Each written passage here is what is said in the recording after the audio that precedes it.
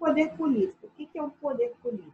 Qual é a diferença do poder político para as outras formas de poder? Porque o poder político, ele é o único poder que ele pode usar a violência física, a força física, né, de forma legítima. Ele tem a autorização para usar esse tipo de força contra aqueles que atentarem contra o governo, contra o Estado, né?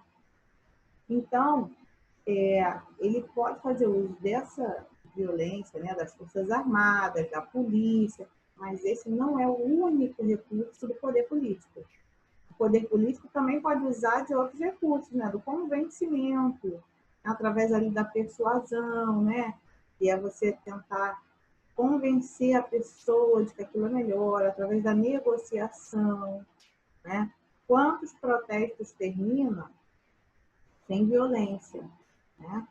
As pessoas que estão protestando são chamadas para conversar com o governo e ali, através daquela negociação ou através de um convencimento de que naquele momento aquilo não é o melhor, então acaba ali aquele protesto, se encerra em paz.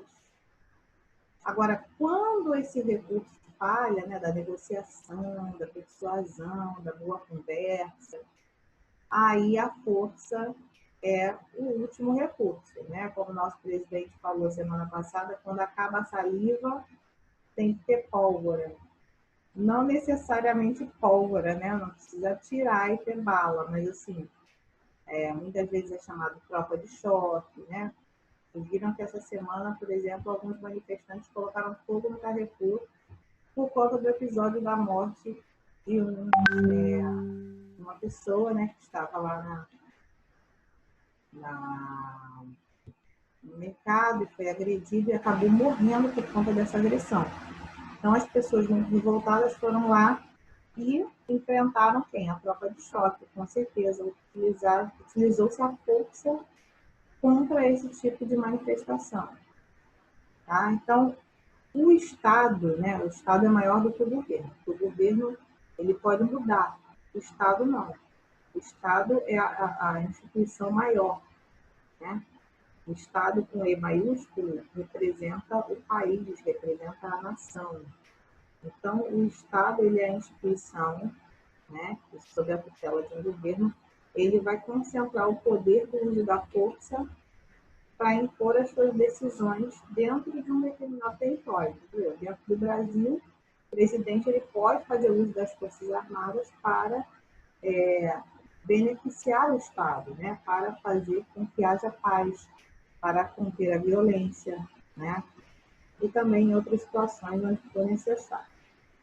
Então, o poder político ele pode fazer uso da força, é o único que pode usar isso dentro da lei. A força, a violência física é legitimada, ou seja, ele pode usar porque a lei garante.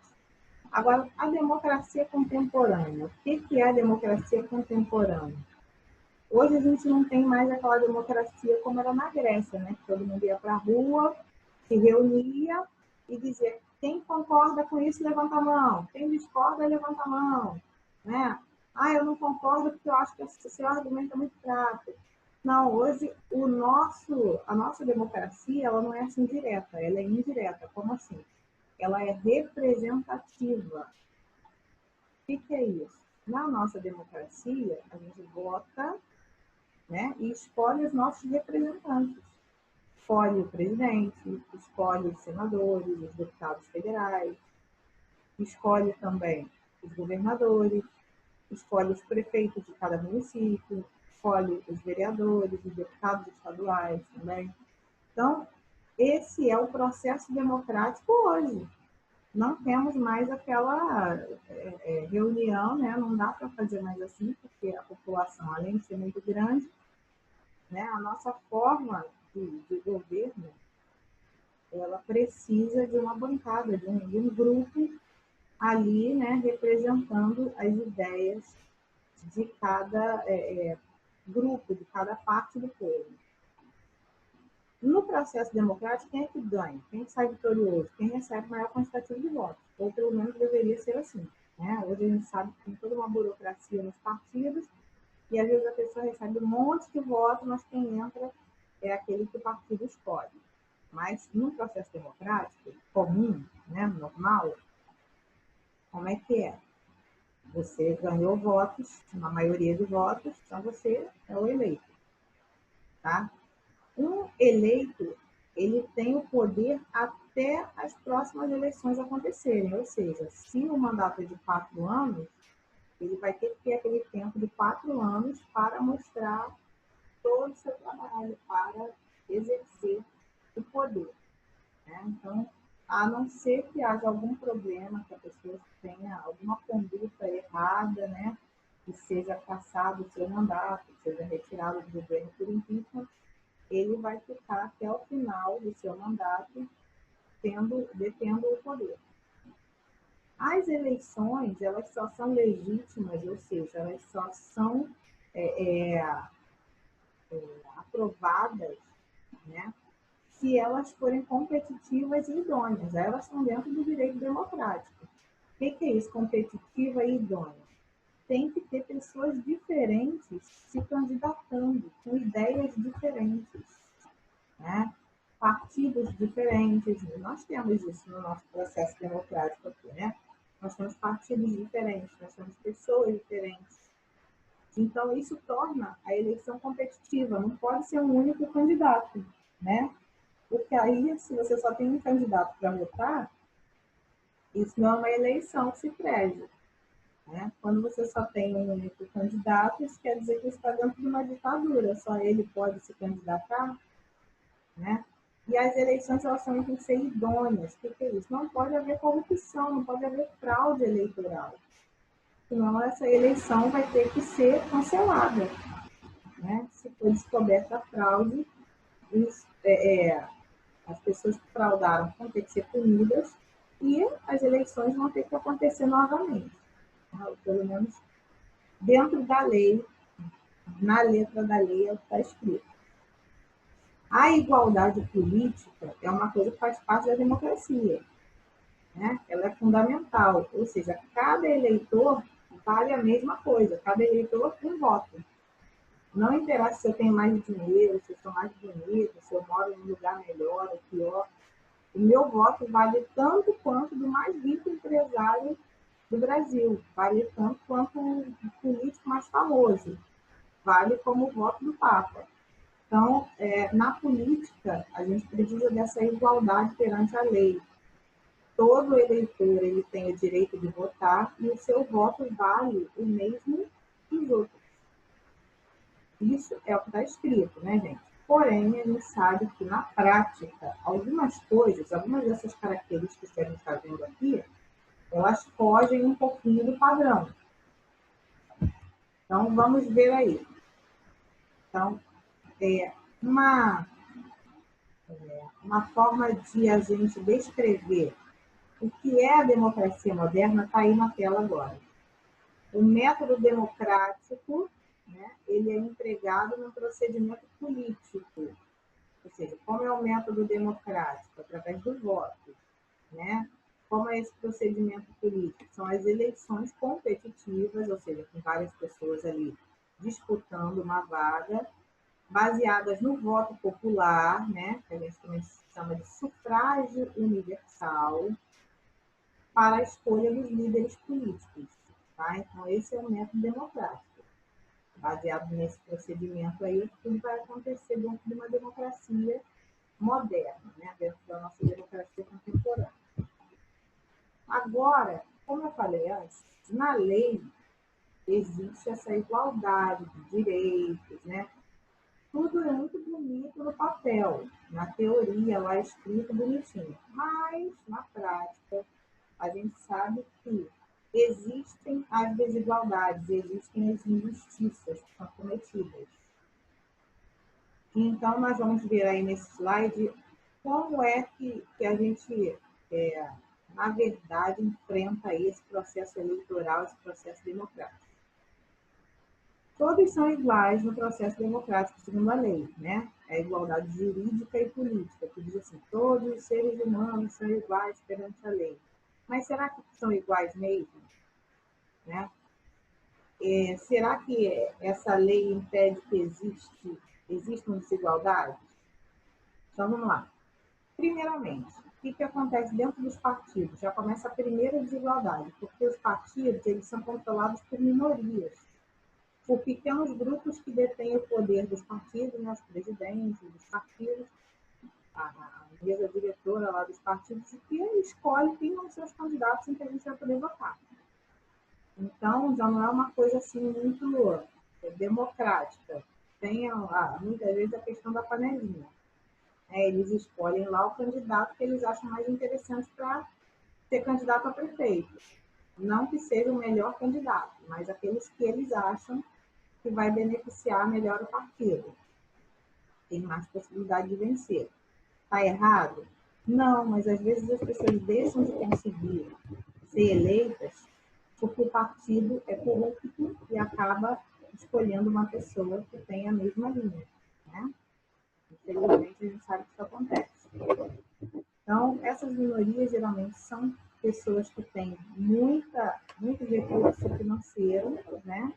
E acabam escolhendo alguém que vai representar os seus interesses também. E aí a gente entra na segunda questão que promove desigualdade numa eleição, no processo democrático. Quanto mais recurso financeiro uma pessoa ou um grupo tem, mais possibilidade de ter visibilidade, né, de se promover, fazer uma campanha bonita, né, cheia de papel picado, bolas e carro de som na rua, e vencer essa corrida eleitoral, vencer, né, as eleições. Então, quem tem menos dinheiro, geralmente faz uma campanha mais, né, humilde, e aí a possibilidade da pessoa entrar, da pessoa vencer, menor. Então, isso é uma desigualdade já clara que acontece, né?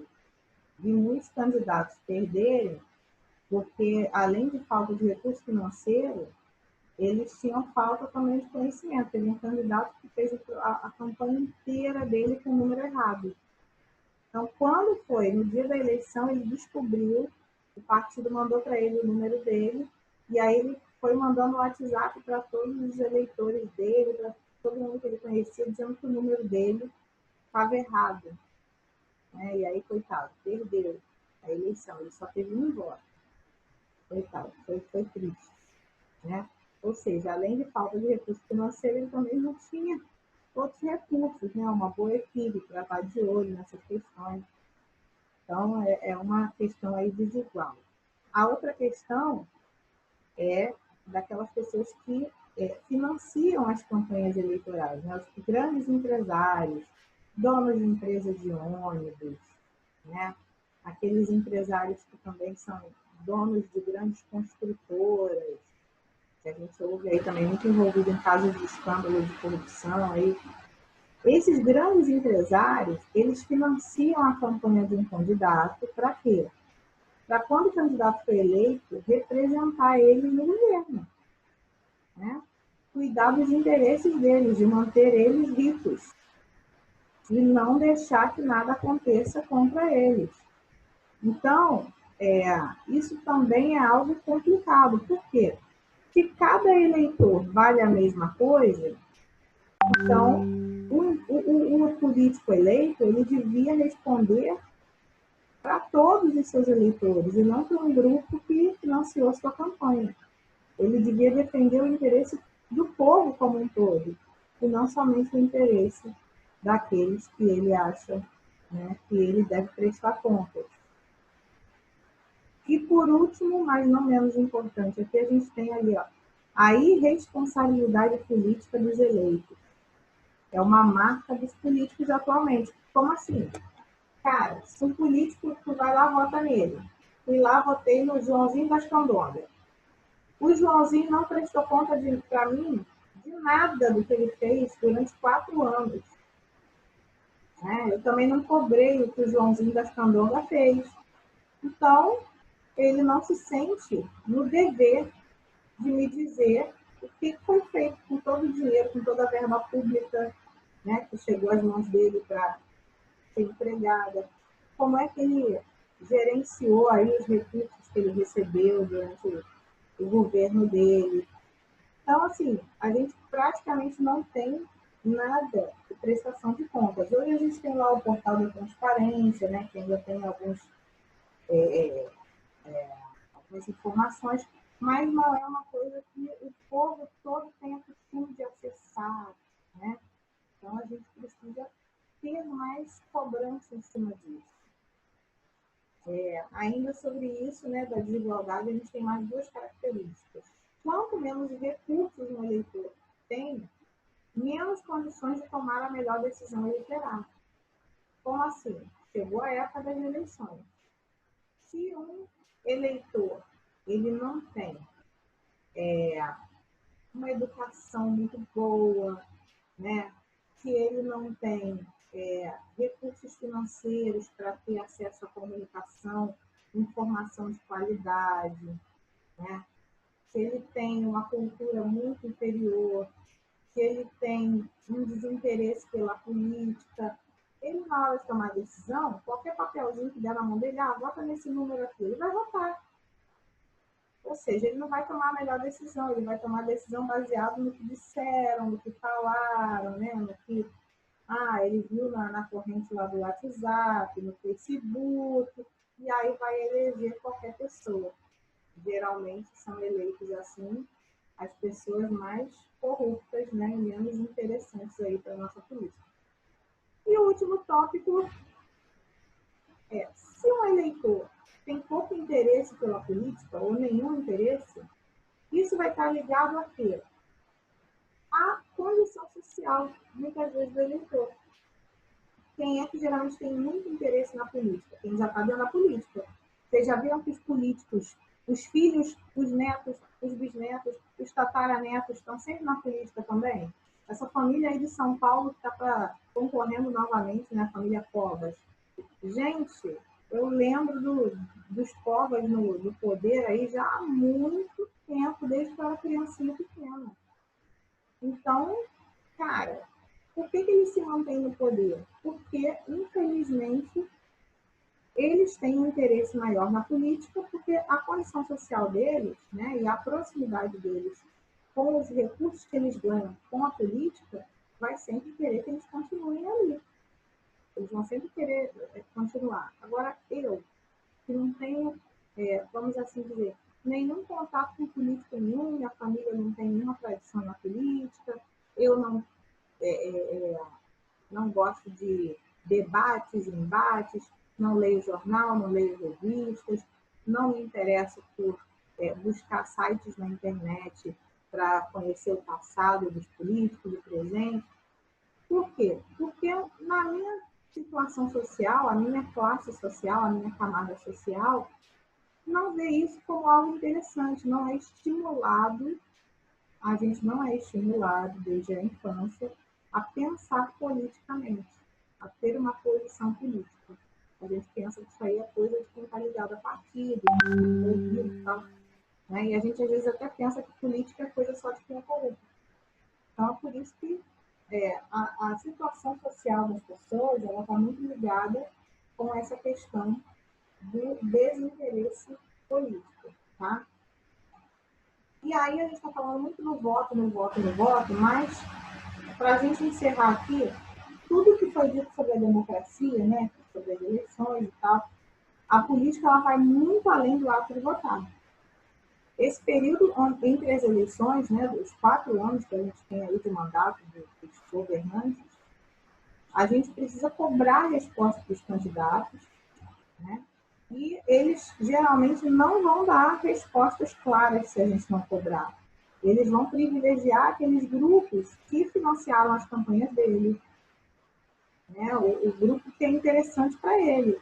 E assim eles vão aumentar as desigualdades e vão manter as minorias no poder, tá? Então, essas famílias vão sempre continuar no poder se a gente realmente não cobrar deles uma postura diferente, né? Um comportamento político adequado.